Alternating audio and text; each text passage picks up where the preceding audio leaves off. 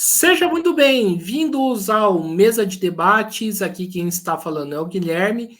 E vamos que vamos, pessoal, dar continuidade aqui à nossa programação da semana, conversando, debatendo, falando sobre diversas questões aí que precisam ser debatidos e vamos sempre retomar um tema que é importante, né, para a classe trabalhadora e é um tema que a gente procura debater sempre, né?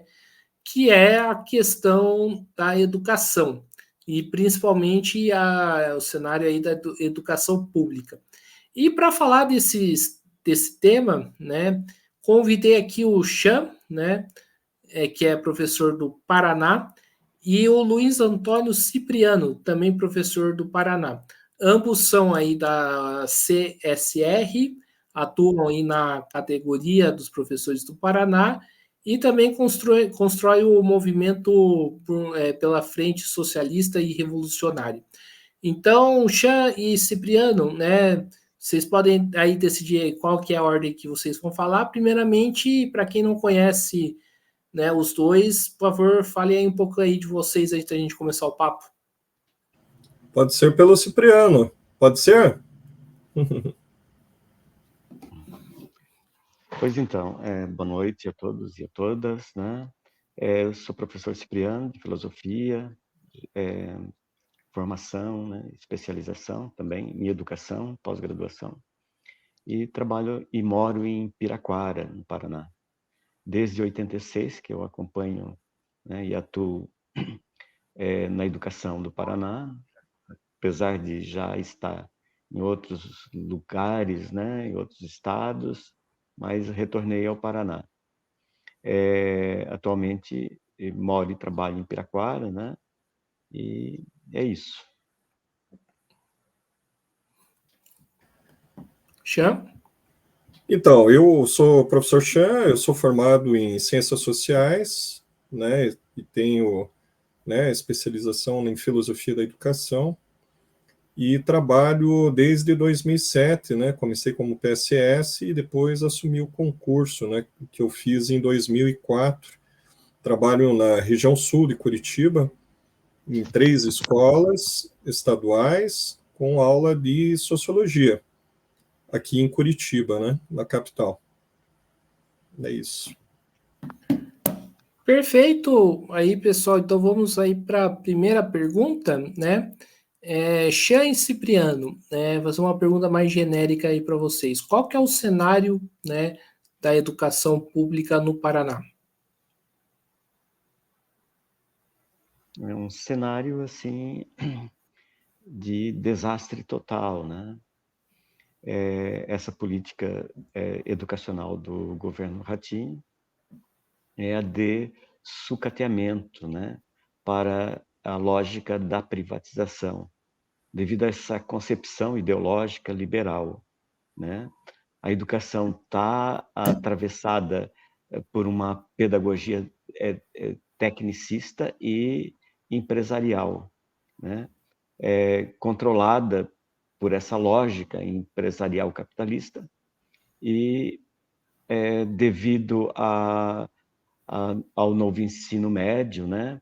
Regulamentado no governo Temer e dos governos posteriores, inclusive atualmente do Lula, né? Passa por uma precarização total, um descompasso com uma lógica de educação pública e acompanhada pela sua desconstrução, né? Enquanto uma pedagogia, enquanto uma organização do trabalho, né? É isso que, em síntese, eu relato.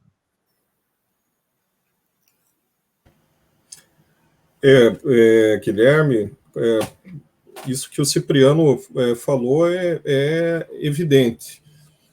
Para estudantes, professoras, professores, funcionários, agentes nas escolas e pai e mãe que está preocupado com o direito de educação para seus filhos, né? Houve uma pesquisa aqui no Paraná que diz que 95% das famílias confiam no professor da rede estadual. Não é por acaso. porque nós estamos garantindo o pouco que podemos com essa falta de condições de trabalho que o professor Cipriano falou, né? Nós fazemos o esforço em sala de aula para manter uma política pedagógica que é contrária à política pública de educação do governo, dos governos, né? Do governo Ratinho Júnior no Paraná e da política dos governos federais, inclusive do governo Lula, né? Isso que Cipriano fala, né? Depois das eleições havia uma expectativa muito grande de revogação das reformas, inclusive no nosso caso a reforma do ensino médio, né? E houve um processo de desmobilização. Quando as comunidades começaram a se mobilizar, levaram todos para um espaço institucional de negociação, que não foi um espaço só do governo, mas de grandes empresários ligados às, né, como o caso das fundações e ONGs ligados a Paulo Lema, Banco Itaú, Instituto Ayrton Senna, né? Ratinho Júnior no Paraná está diretamente ligado a esse processo. Quem está nos ouvindo aí, não só no Paraná, mas em São Paulo, Renato Feder, né, esse secretário que vocês enfrentam aí em São Paulo, já veio daqui do Paraná e implementou no primeiro governo do Ratinho, né, toda essa política que vocês estão sofrendo aí em São Paulo. Nós aqui no Paraná estamos sofrendo a continuidade dessa herança maldita aí do projeto ultraliberal de extrema-direita. Então, hoje, nós precisamos, né, como política pedagógica, a parte política, né, e nós não podemos abandonar a política, no sentido maiúsculo da palavra, quer dizer, se organizar e intervir, nós temos que se unir às comunidades escolares para defender uma educação que nós queremos contra esse modelo que o Cipriano levantou, que é da mercantilização, privatização, precarização, sucateamento, né? Então, essa é uma tarefa não só no Paraná, mas que é necessária ser feita nacionalmente, com todos os professores da rede municipal e estadual no país. Perfeito, Chan e Cipriano. Então, vamos aí para continuar o nosso debate. E, pessoal, né, e quem que é o responsável disso, né? Porque quando eu era professor, né, há alguns anos atrás, né, vai fazer 10 anos, né, em 2024, eu sempre escutava o debate, né? A culpa da educação está assim é do estado de São Paulo. Aí outros falavam, não, mas a culpa da educação é do governo federal, né? Afinal, quem é o culpado ou o que é o culpado, né, da educação pública está nesse caos? Então, olha, nós temos aí arranjar culpados, né? O próprio regime, né, do Brasil. A gente tem uma história, né, do Brasil que se constitui nesse estado, né, que é o responsável, né? A gente tem que estabelecer responsabilidades, né, de gerenciar a educação pública do Estado, né? Nós somos uma república federativa e a responsabilidade maior é da federação, né, da União, em prover, né, a educação pública. Tanto é que existe um debate da federalização do ensino, da educação básica até para a União. Então, nós temos assim, né, um Estado que atende somente aos interesses da burguesia capitalista, ou seja, dos grandes empresários. E a educação pública, nessa história e da responsabilidade do Estado, até o presente momento, é de o mínimo possível. A lógica empresarial e a lógica liberal que rege o Estado brasileiro é atender apenas o grande empresário.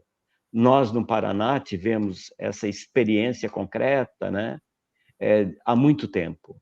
E nesse momento, com o governo Ratinho Júnior, nós tivemos um secretário da Educação, né, o Renato Feder, que rege a educação de acordo com interesse empresarial, com seu interesse, né? Colocando, por exemplo, as tecnologias que hoje estão sendo sucateadas, né? Essas TVs que foram implantadas em sala de aula com computador, hoje estão sendo sucateadas, né? E não tem reposição, né? Porque agora existe uma possibilidade de trazer uma outra tecnologia. Isso é a lógica mercadológica aplicada à educação, para que, além do trabalhador, né, ser expoliado, explorado pela mais-valia, né, das empresas, das relações de trabalho, o Estado expropria ainda mais o trabalhador quando o suor que lhe é retirado dos impostos e taxas, né, pelo Estado, está sendo, vamos dizer assim, provido para os interesses empresariais. Então, essa é a minha reflexão sobre o que tu colocasses como culpa. Eu digo a responsabilidade, e a responsabilidade do Estado é de sucatear, de prover o menos possível o serviço público aos interesses da classe trabalhadora. Guilherme, isso que o Cipriano falou, né, é um retrato de tudo que qualquer cidadão aqui no Paraná, trabalhador, jovem, pai e mãe, vê, né? Então, ele identifica, né, naquela pesquisa dos 95% confiam no professor, né, aquele que se preocupa com o direito e luta pelo direito da educação pública, ele vê que há um esforço enorme, né, dos docentes, da professora, do professor, do agente de apoio, né? A escola é um lugar que é de solidariedade. A escola ainda é um dos poucos lugares que há solidariedade, né? Lá se combate tudo aquilo que dizem que é errado.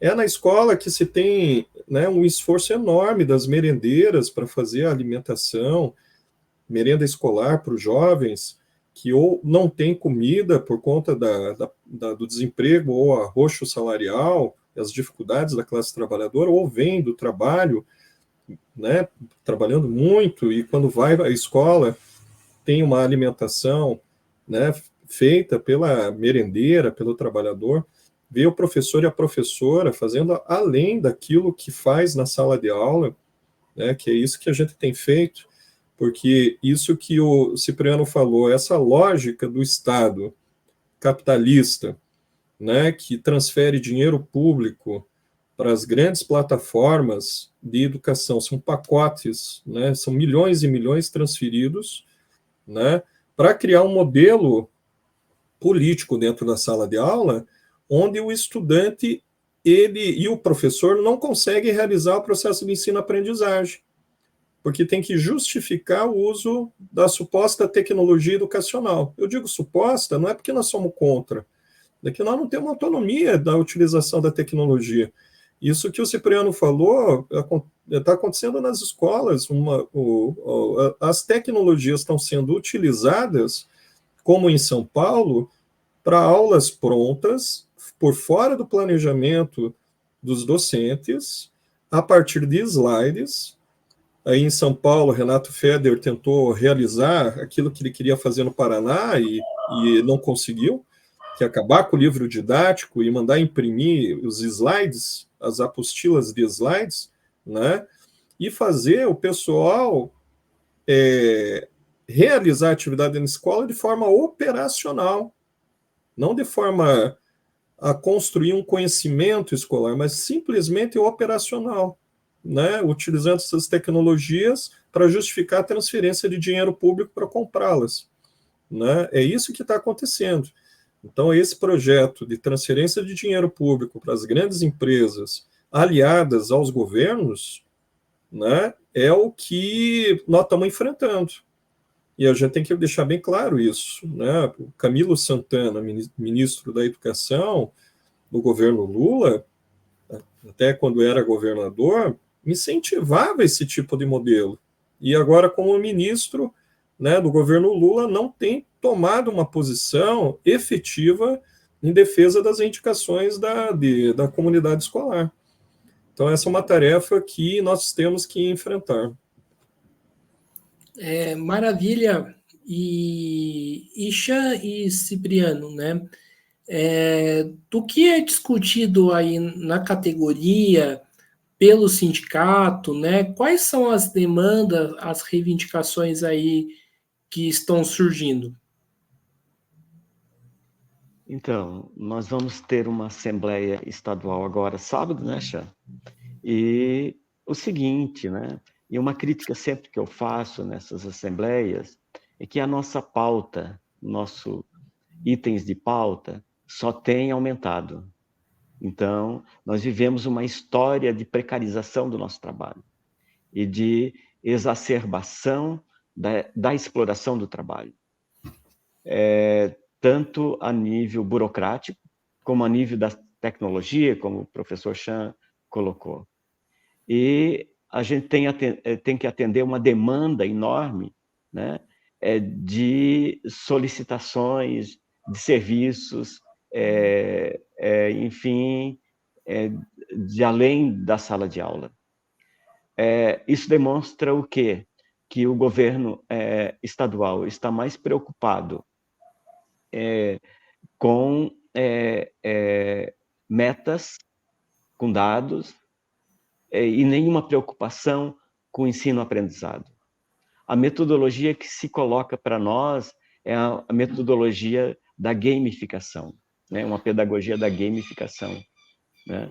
E ela foi a pedagogia científica, a pedagogia histórico-crítica. Desaparece tanto dos projetos político-pedagógicos como do próprio trabalho pedagógico. Nós estamos defasados, há uma defasagem salarial de mais de 40%, né, nossa, né, dos trabalhadores. Fora vamos dizer assim, a privatização, a terceirização dos funcionários, que estão, assim, hiperexplorados no seu trabalho. E falta bastante funcionário. Nós, por exemplo, aqui no colégio, temos que dispensar turmas pela falta de professor. Até a gente ironiza porque há uma falta de professor devido à precarização e o baixo salário. Ninguém mais quer trabalhar como professor. É, assim, um absurdo o que vivemos. E, por outro lado, o nosso sindicato tem uma expectativa apenas de judicializar essa demanda, que são mais de 50 itens do nosso ponto de pauta, né? Que estamos hiper precarizados. É uma luta sem fim, né? Uma luta sem trégua, quando os professores são jogados na escola e sem nenhuma expectativa de conquistas, né, pelos nossos direitos assim sofridos. Era isso. Guilherme, que a gente tem insistido bastante, né, Cipriano, é que a gente tem que ter uma visão política. Muitas vezes fala, o problema da educação, acho que dá para melhorar, vamos votar na próxima eleição em 2026 certinho, agora vai ter eleição, né? Vamos votar no vereador, o vereador que defende a pauta da educação, né? E nós temos insistido de forma bem diferente. Quem deve fazer a política é a classe trabalhadora, e não nas eleições apenas. Claro que na eleição tem que ter um projeto, mas é muito secundário. A política ela tem que ser no dia a dia, né? Inclusive organizando na escola ações que possam mobilizar, conscientizar e fortalecer a luta da comunidade. A gente vê que hoje, por conta de uma direção sindical que tem uma política equivocada, hoje nós precisamos muito, por isso que a gente ficou feliz com a pesquisa orientando quase 95%, né, de apoio aos professores. Nosso índice é maior que o do Ratinho. O Ratinho tem apoio de 70%, 80%. Né? Nós ficamos felizes. E nós, além da felicidade, nós temos que usar esse apoio popular para organizar a política de rua, de mobilização na escola. Isso que Cipriano fala, né, que é organizar a política pedagógica que nós queremos. Que tipo de tecnologia, que tipo de instrumento tecnológico ou mediação virtual tecnológica, né, de aprendizagem nós queremos usar. Né? O governo impõe, porque comprou, né?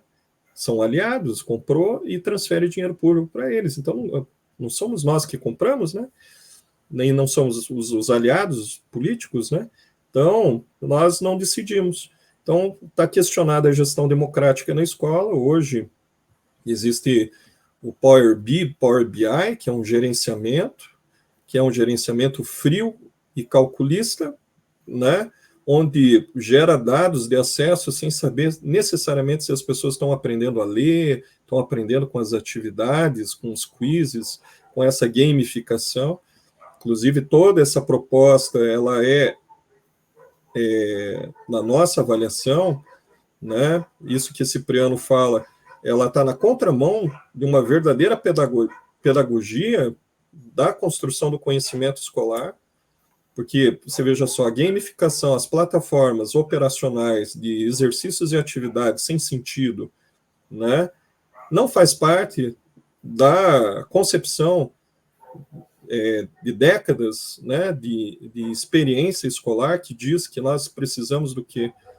De uma relação humana, solidária, onde a participação da comunidade, professores, pode gerar conhecimento na escola, onde nós precisamos de tempo escolar para aprender e realizar o conhecimento, para aprender novamente, né? Então, quer dizer, o tempo escolar ele tem que ser determinado pelo processo de desenvolvimento, de aprendizagem dos professores e estudantes na escola, e não a partir de um cronômetro, onde se impõe que todos têm que fazer em 5 minutos 26, 30, 40 atividades virtuais para gerar dado num programa.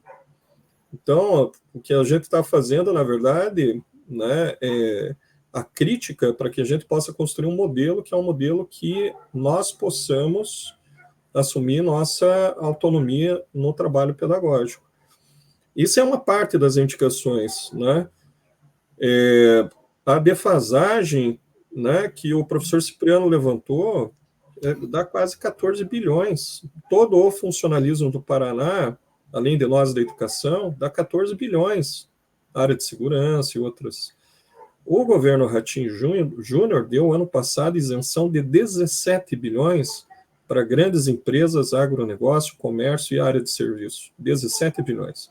E esse ano ele pretende transferir a isenção fiscal, porque é a transferência de dinheiro para os grandes empresários, mais de 20 bilhões.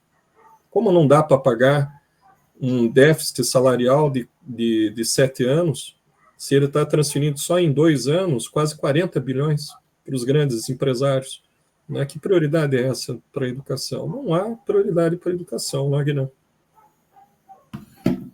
Certo. E como que anda o sindicato, né, da APP, né? O sindicato, você acha que o sindicalismo, né, da educação e o sindicalismo brasileiro está deixando a desejar, né? Vide aí o que ocorreu, por exemplo, no Ceará. Essa é a primeira pergunta. E a segunda pergunta, se sim, qual que é o motivo, né? Porque a sensação que eu tenho, né, é que parece que o sindicato, né, estão muito mais, né, focado em negociar com o governo, né, e muitas das vezes negocia mais para chegar num lugar nenhum, né, nenhuma reivindicação concreta aí da classe ser respondida, do que organizar a luta. Pois então, é uma história, né, essa questão sindical no país, né? O que a gente precisa ver é o seguinte, né, que o golpe militar, a ditadura militar no Brasil, de 1964, né, fora a história toda, né, do governo Getúlio Vargas, teve por finalidade conter o avanço do movimento sindical no Brasil, né? E os nossos sindicalistas foram presos, torturados, assassinados, né? E com isso implantou-se toda uma ideologia de segurança nacional controlado pelas forças militares e apoiado, obviamente, pelos empresários. Então, essa ditadura empresarial, militar no Brasil, ela, vamos dizer assim, destruiu praticamente essa luta sindical e popular no Brasil. E a partir disso, né, com essa anistia,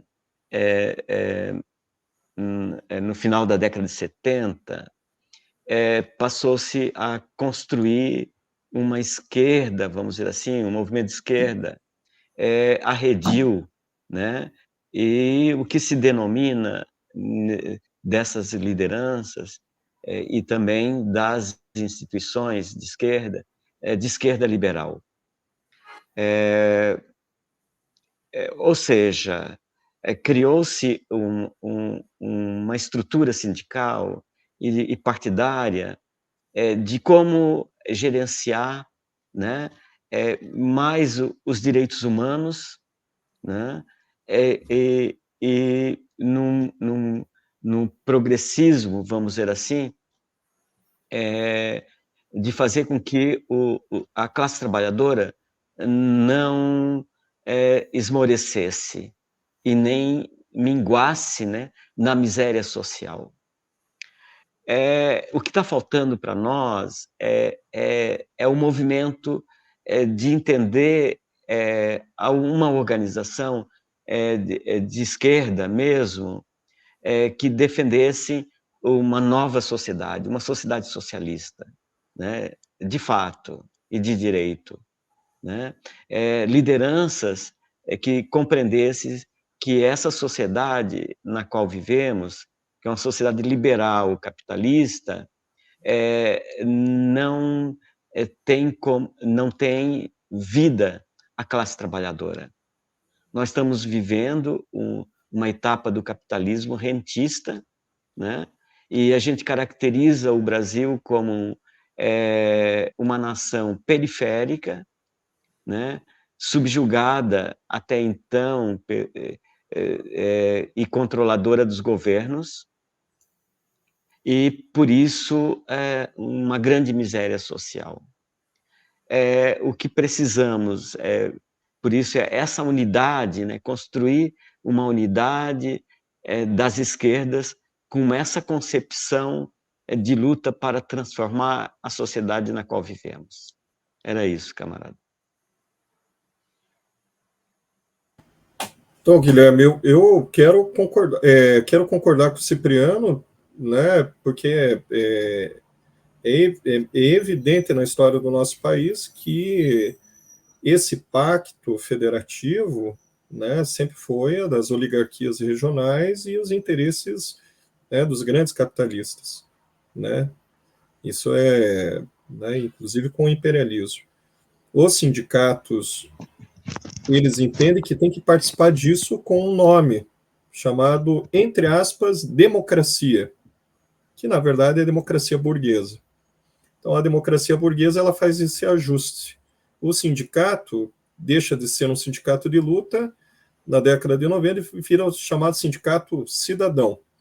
E essa palavrinha cidadão também se transforma, né? Junto com essa outra palavrinha democracia, que é o quê? eu vou entrar no jogo. Isso quer dizer, eu não vou fazer a política de mobilização, reivindicação, colocando claramente, né, as desigualdades sociais, a exploração. Não, eu vou entrar no jogo para ver se eu consigo migalhas, né, porque o sistema ele tem que atender o pagamento, o que nós estamos enfrentando hoje, né, que é o pagamento da dívida pública para os grandes bancos. Então, eu tenho que ser cidadão, pagar as dívidas aos grandes bancos, os governos que eu votei, eu tenho que aceitar essa situação, né, como se fosse uma dívida qualquer, e não é. Na verdade, o sistema de dívida pública é um sistema de exploração adicional e brutal, né, porque chega a quase 2 trilhões esse ano, né, nós estamos falando só de juros e amortizações. E o sindicato, ele, junto com aquilo que o Cipriano falou, a esquerda liberal, os partidos ditos de esquerda, né, ou a esquerda liberal, que é um termo que é muito usado, e os sindicatos eles vão entrando nesse processo e se adequando. Então, não há luta, né? E também em nome da governabilidade dos governos eleitos, que foram do governo eleito, né, o governo Lula, que foi questionado em 8 de janeiro. Então, essa sopa, né, esse caldo, né, é um caldo, né, que leva a classe trabalhadora a ficar numa defensiva e se sujeitar ao capital e, ao mesmo tempo, ficar à mercê de setores que são contra a escola pública, contra os serviços públicos, que é a chamada extrema-direita. Não só a bolsonarista, mas também suas variantes. Então, veja que complicado é a situação da classe trabalhadora e também como é complicado a nossa situação em relação à educação. Então, nós precisamos construir um novo projeto, um projeto de um sindicato que não seja mais esse sindicato, entre aspas, cidadão, colaborador, que senta com o patrão para ganhar migalha, né? Quanto menos confiar, né, na extrema-direita, setores de extrema-direita que não são só contra a democracia, eles são contra os interesses da classe trabalhadora, isso é o mais grave. Matam a classe trabalhadora no campo, na cidade, na periferia, né? Eles não querem só acabar com a educação. Então, nós precisamos resgatar um sindicato que coloque como pauta de mobilização a existência material, os interesses da classe trabalhadora. Comida, emprego, educação, escola pública, né? O sindicato, a APP Sindicato no Paraná, que é uma direção que tem uma posição política, né, majoritária, ligada à direção do PT, seus deputados aqui no Paraná, junto com Lula e Gleisi Hoffmann, eles entendem assim: se o governador do Paraná der governabilidade para o Lula, nós sentaríamos na mesa para negociar aquilo que o governo não pode dar para a classe trabalhadora. E vão pedir para a classe trabalhadora aceitar o que o governo quiser dar para não comprometer a democracia e a governabilidade do governo Lula. Então, o que eles estão fazendo? Primeiro erro, confiando em setores, né, que foram ativos, inclusive no 8 de janeiro, naquela tentativa de golpe, né, que não foi o golpe, mas foi uma tentativa, né? Segundo erro, achar que setores de extrema-direita ou neofascistas podem virar democratas, né? Só prometendo para eles que podem trabalhar juntos e esperar a próxima eleição, que é o segundo erro gravíssimo. Terceiro, pior, colocar todos esses equívocos na mesa de negociação para retirar nossos direitos e aceitar toda a política de destruição da educação no Paraná. A gente tem que fazer uma denúncia forte, né? Os PSS, que hoje, por não ter concurso público, são a maioria da categoria, eles já ultrapassaram 50 e poucos % dos quase 70 mil docentes, professores e professoras, eles tiveram corte, eles não receberam o 13º de férias, ou 1/3 de férias, e não receberam o pagamento, e ainda não receberam. O sindicato não fez greve para defender o trabalhador PSS desse ataque ao salário, à renda do trabalhador mais fragilizado, que ganha menos na educação, e está sentado junto com o governo, implorando uma folha de pagamento antecipada que ainda não saiu, que não teve acerto, né? Então isso é absurdo. Algumas décadas atrás, um sindicato de luta, inclusive esse que nós estamos falando da CUT e tal, faria uma greve, porque cortou salário é greve, mandou embora é greve. E o sindicato hoje não faz o mínimo que tinha que fazer, que era convocar a construção da greve nas escolas para proteger o salário do trabalhador, da professora e professor PSS. Aí, fugindo um pouco, né, da pergunta da educação, mas ainda na questão, né, sindical e da luta, às vezes eu penso que essa passividade, né, que as direções estão construindo no movimento, né, diz, né, que é para ter luta, mas, né, cadê a luta na prática? Eu acho que isso está pavimentando a volta da extrema-direita, junto com as medidas, né, neoliberais, né, do Lula, como, por exemplo, do arcabouço fiscal. Não sei o que vocês pensam em relação a isso.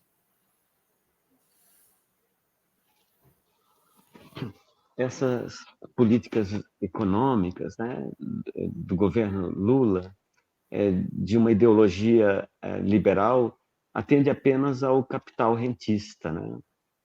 Nós estamos com a taxa elevada de juros, impostos e taxas, né, que vão nas costas da classe trabalhadora, quanto ao serviço público, cada vez mais precários. Tanto é que o governo Lula vai diminuir recursos, né, conter recursos para educação e saúde, que são as prioridades da população, né? Não temos nenhuma política de desenvolvimento de ciência e tecnologia. Há uma política industrial, né, para que atenda a uma burguesia industrial falida, né? Não temos para isso, né? O que mais se atende é a produção de matérias-primas do agronegócio, né, para atender ao mercado mundial, né? Então, não temos uma política econômica nacional. É isso que nós estamos tratando aqui, né? Essa falta de uma política nacional. E atende apenas o mercado mundial, pelo fato de que já foi falado antes, né, que o nosso país é dependente, né, do imperialismo internacional estadunidense. Vocês veem que agora está se falando que os Estados Unidos vai ter um juro mais elevado, né, o dólar subindo. Então, a nossa política é voltada para o que está acontecendo no estrangeiro. O que a gente precisa entender é que o Brasil é riquíssimo em muitas coisas, né? Nós temos, assim, uma das grandes universidades do mundo. As universidades nacionais, as universidades federais e estaduais são fortíssimas. O que está faltando é voltar-se para a realidade nacional. Nós temos, assim, olha só, quantas intempéries acontecem no país, que ocorre um desastre tipo internacional. Nós não temos inverno, né? Não temos, assim, calamidades. E nós temos, assim, uma floresta rica, nós temos terra riquíssima. Entretanto, nenhum governo preocupado em atender uma demanda nacional. Enquanto não tivermos uma política voltada para o nacional, né, não é possível qualquer desenvolvimento, né? Então, esse arcabouço fiscal é um programa econômico, uma política econômica que atende ao capital rentista apenas, e não os interesses da nação e da classe trabalhadora.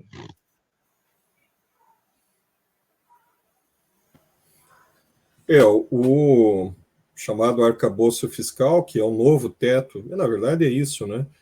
Eu sei que alguns dizem, é um pouquinho maleável ou suavizado, mas na verdade eu não sei até que ponto ele tem uma racionalidade, que é atender os interesses dos grandes bancos e a dívida pública, garantir o superávit primário.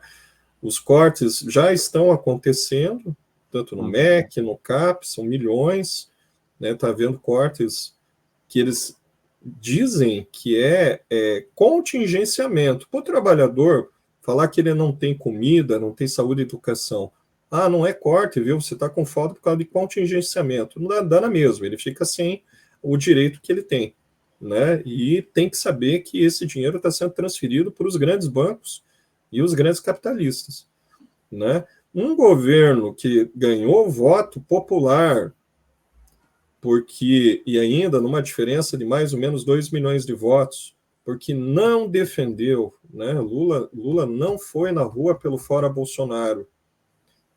Ele dizia que tinha que derrotar Bolsonaro nas eleições, aquele jogo da tal da democracia burguesa, né? Não tem que ter mobilização popular, vamos pro voto e vamos ganhar, né? Não ganhou, quase perdeu, né? E, inclusive, não afastar um governo que é responsável por 700 mil mortes e mais outros crimes nas ruas, que é um direito, uma justiça e um direito, daí sim, verdadeiramente democrático e popular, que era fora Bolsonaro, né?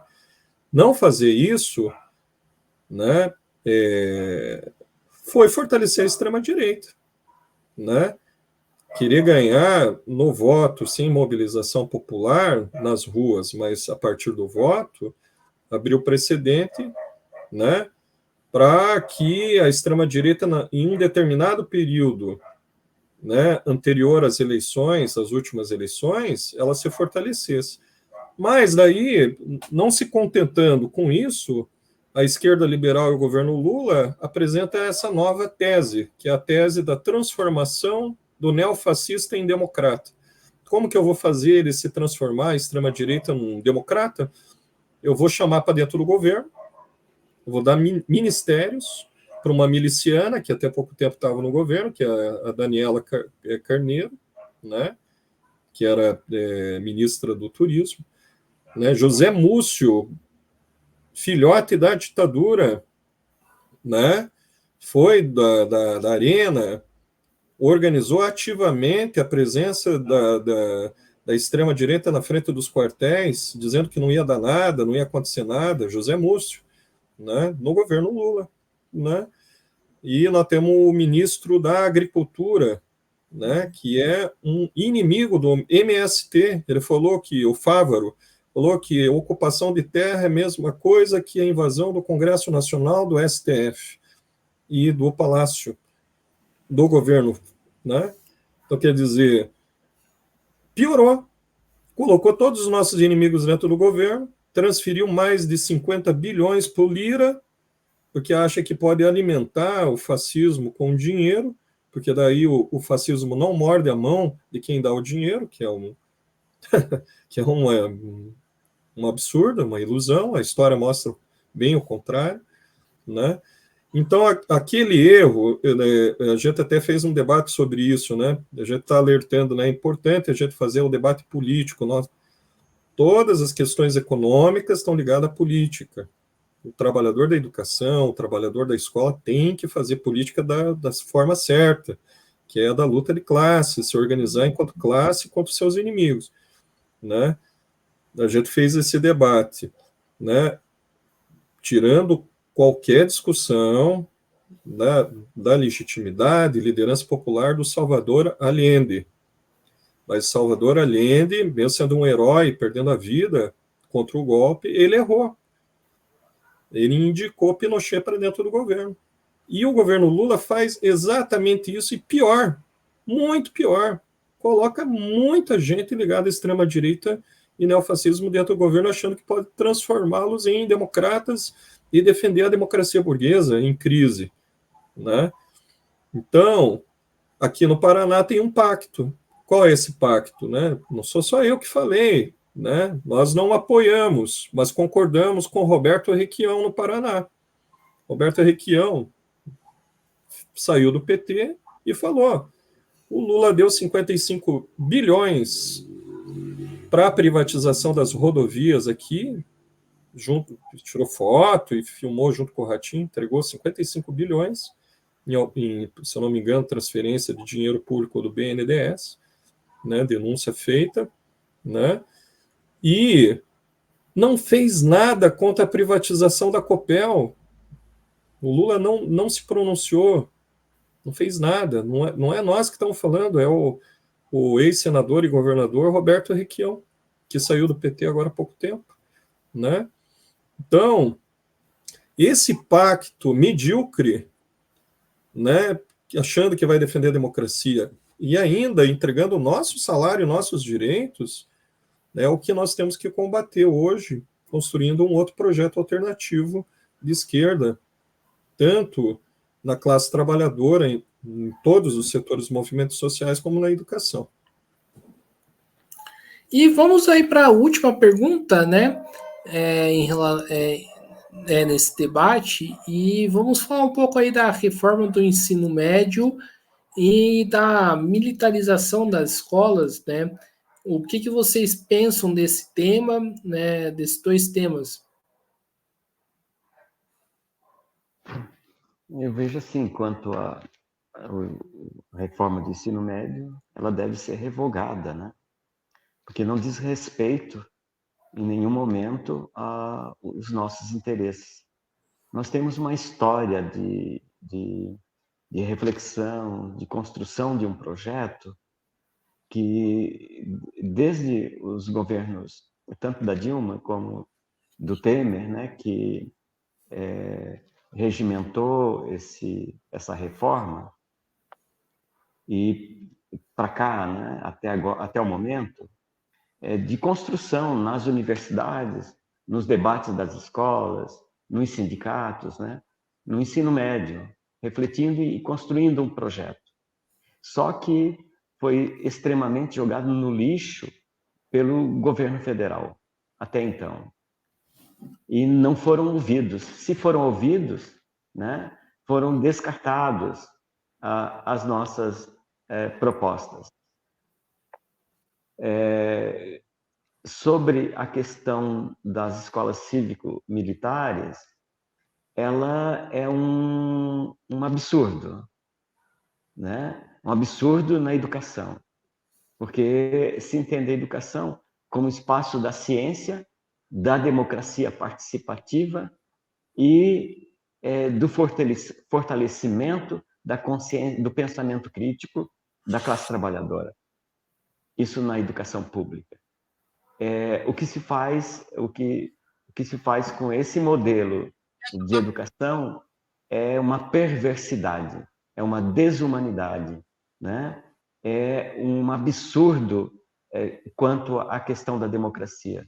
Tanto é que foi julgado nas instâncias superiores do judiciário, tratando esse modelo cívico-militar como contrário, totalmente contrário, inconstitucional, né? Esse modelo. E a nossa luta é para revogar também esse modelo. Não devemos aceitar. Tanto é que o nosso trabalho com essa reforma do ensino médio, ele assim foi um trabalho que não atingiu a expectativa de uma educação omnilateral, de uma educação que integre o trabalhador à realidade social. Tentam impedir de todas as formas um pensamento crítico. Não é à toa que tirou-se as disciplinas de filosofia, de artes, de sociologia da grade curricular. Nós, por exemplo, da filosofia, temos todo um conteúdo há muito tempo construído, desde o século VI antes da nossa era, né? Todo um fundamento teórico, todo um arcabouço teórico construído, que só agora é dado em 2 aulas na primeira série. Então, assim, olha, é uma coisa desumana e absurda. Fora o que foi colocado para nós, uma 6ª aula que precarizou bastante o trabalho, cansou os estudantes da escola. Os estudantes estão fugindo da escola, né?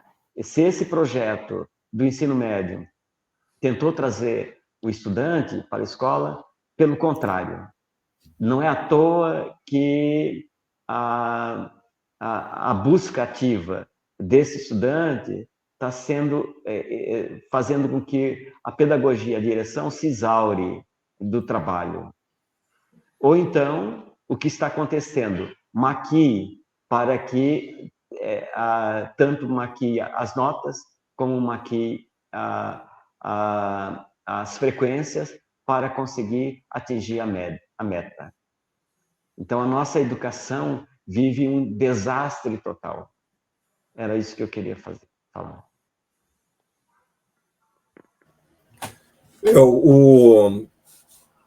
Isso que o professor Cipriano falou do novo ensino médio tem consequências brutais na escola. A gente fala brutal porque é brutal mesmo, né? Excelentes professores e professoras de química sendo obrigados a dar aula de pensamento computacional, projeto de vida, educação financeira. Excelentes professores de biologia, química, física, filosofia são obrigados a trabalhar slides de chamados componentes curriculares que não têm nenhum lastro teórico, histórico, que não ajuda na produção do conhecimento escolar, né? É um trabalho, são componentes curriculares que têm conteúdos ideológicos, neoliberais e, inclusive, antidemocráticos, né? Muitas vezes aparece como erro técnico, como apareceu vários erros aí nos materiais da Secretaria de Educação de São Paulo, de Renato Feder, mas além dos erros, né, há uma produção ideológica, né, anticientífica, autoritária e antidemocrática, né? Então, o projeto de vida, por exemplo, é pensado, né, os conteúdos, né, são pensados, primeiro que é uma violência você tirar a aula de um professor que poderia estar dando aula de química, física, biologia, e é obrigado a dar aula de coisas que ele não foi formado e também não tem interesse em dar, porque ele é licenciado para dar aula na área que ele se formou. A segunda, né, é ter que trabalhar com conteúdos, né, que são verdadeira propaganda ideológica de interesses políticos de governos. Isso, junto com a escola militarizada, cívico-militar, ele completa a chave da cadeia, né? Dessa cadeia de brutalização e aprisionamento. Porque daí você cria um ambiente sem gestão democrática, onde tem ostensivamente a presença militar. Nas escolas militarizadas não há eleição para diretor, o diretor ele se eterniza como uma figura autoritária, né? Fecha turmas e turno da noite, aqui no Paraná, das escolas militarizadas, né? E lembra que a gente estava falando sobre ensino operacional, que não é científico e nem de produção de conhecimento. Junto com o adestramento de mão de obra barata, você coloca o ensino do controle do corpo, a opressão do jovem, né? Falar para o jovem, para a menina negra, negro, que o seu cabelo é inadequado, porque é um cabelo que não representa uma pessoa digna, honesta de viver na sociedade. Então, nós temos a aplicação do racismo institucional, né? Isso quer dizer impor vestimento e comportamento, que é disciplinação do corpo para o trabalho de exploração capitalista no mercado de trabalho, né? Então, se veja, novo ensino médio, né, essa proposta que vão votar, que não teve avanço nenhum, que abre precedente, inclusive, né, para os pacotes educacionais das grandes empresas dentro do ensino técnico, e ainda, né, tem uma discussão de que sociologia, filosofia e outras áreas podem estar comprometidas, né, podem não integrar realmente a sua carga horária, né, nesse novo modelo, né, junto com a perda da gestão democrática e a militarização, né. Vem uma outra, né, Cipriano, que é a questão aqui no Paraná da privatização, a entrega das escolas para o chamado parceiro da escola, que é a entrega da gestão para empresas capitalistas fazerem a gestão das escolas, que pode gerar a demissão dos PSS, a diminuição do valor hora-aula e a contratação CLT. Isso é uma ameaça. Direção do sindicato, né, como a gente falou, não está fazendo nenhum tipo de projeção para lutar contra isso. Aliás, muitas vezes até esconde, né? Então, a gente tem que abrir essa discussão onde a gente puder, né, fazer essa discussão, Guilherme. Então, acho que é isso aí, pessoal. Estamos encerrando aqui mais uma entrevista do Mesa de Debates. Quero aqui agradecer ao Chan e ao Luiz Cipriano pelo bom papo que tivemos aqui. E passo a bola aí para os dois fazerem as considerações finais. Colegas, então, é importante esse debate, né? Ouvir as bases. Nós somos o representante base, né, desse movimento da educação pública de qualidade para todos e laica, né? Agradecendo ao Guilherme por cedido esse espaço e nos dado essa possibilidade de apresentar a realidade com o pensamento crítico, na defesa de uma educação pública. Obrigado, boa noite a todos e a todas. Em primeiro lugar, isso, né? Agradecer ao camarada Guilherme, né? Que sempre está junto com a gente nos debates mais importantes, né? Desde a saída, né, de mudança de sociedade, de perspectiva, né? E também assuntos tão importantes como é a questão da educação e tudo que a gente tem enfrentado. Então, mesa de debates é isso, né? É um exemplo para a gente transformar a comunicação na rede social em ferramenta para auxiliar a organização independente da classe trabalhadora e da juventude. Então, isso é muito importante. E a segunda questão também é divulgar, né? A gente está com um movimento aqui no Paraná, é o grito de luta da escola pública, é um movimento que pretende, né, interferir na política, auxiliar na construção e resistência em torno de uma política pedagógica crítica na escola, junto com o estudante, pais, né, fortalecer, né, a unidade da comunidade escolar, né. Então, a gente vai, durante o tempo aí, começar a organizar e divulgar essas posições, convidar todos aí do Paraná. E é importante que a gente também fique em sintonia com, né, outros educadores de outros estados para a gente fortalecer essa luta. Então, obrigado e boa noite para Guilherme e todos nós aí, todos vocês que estão assistindo. Então, acho que é isso aí. Mais uma vez agradecendo ao Chan e ao Cipriano, também agradecendo a você que estiver nos assistindo. Peço aí que se inscreva no canal podcast Mesa de Debates de Tudo Um Pouco. Acompanhe o nosso trabalho. Curta, compartilhe e comente esta e outras entrevistas. Se inscreva aí no canal do Chan e do Cipriano, aí do Grito de Educação pela Escola Pública, né, também. Segue a gente nas redes sociais, Facebook, TikTok e Instagram. E quem puder, né, contribuir aqui com o nosso Pix, 385-007-02800, CPF, lembrando que nós do Mesa de Debate somos uma mídia independente, não recebemos dinheiro aí nem do Estado e nem do capital privado, e nem queremos manter a nossa independência aí para estar sempre ligado às lutas. Então, para a gente, né, continuar fazendo aí o que a gente sabe fazer, né, de entrevistas e cobrindo as coisas, peço aí a ajuda financeira de quem estiver acompanhando. Então, acho que é isso aí, pessoal. Muito obrigado e até a próxima. Fui.